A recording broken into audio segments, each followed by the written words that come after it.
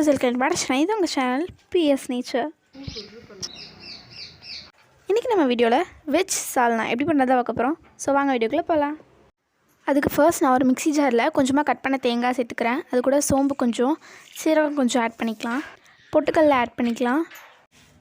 இது கூட 3 ஏலக்காய், அப்புறம் கொஞ்சமாக கசகசா ஆட் பண்ணி நல்லா கிரைண்ட் பண்ணிக்கலாம். இப்போ அடுப்பில் குக்கரை வச்சு அதில் நான் ஃபர்ஸ்ட் ஆயில் ஆட் பண்ணிக்கிறேன். அது கூட கொஞ்சமாக கடுகு போட்டுக்கலாம். கடுகு கூடவே கொஞ்சம் சோம்பும் சீரகமும் போட்டுக்கலாம். இதெல்லாம் பொரிஞ்சதும் பிரியாணி இலை, ஒரு துண்டு பட்டை அண்ட் 2 ஏலக்காய் போட்டு அண்ட் ஒரு பச்சை மிளகாய் கீரி போட்டுக்கிறேன். இஞ்சி பூண்டு இடித்ததும் நறுக்கின வெங்காயமும் போட்டு வதக்கிக்கலாம். நெக்ஸ்ட் கட் பண்ண தக்காளியை போட்டு வதக்கிக்கலாம். இது கூட கொஞ்சம் உப்பு ஆட் பண்ணிக்கோங்க. அப்போ வெங்காயமும் தக்காளியும் இன்னும் சீக்கிரமே வதங்கிடும். இப்போ 1/4 ஸ்பூன் மஞ்சள்தூள் சேர்த்துக்கிறேன் அண்ட் 1 ஸ்பூன் மிளகாத்தூள் சேர்த்துக்கிறேன்.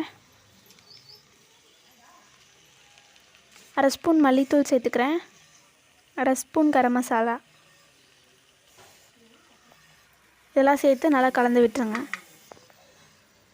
அதுக்கப்புறம் நம்ம பேஸ்ட் அரைச்சி வச்சுருந்தோம் இல்லையா, அதை இது கூட சேர்த்து நல்லா கலந்து விட்டுக்கலாம்.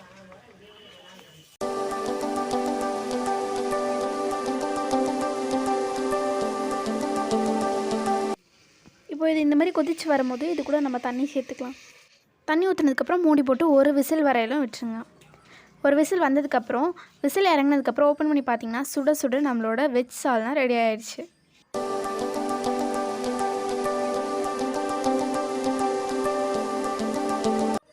Follow for more.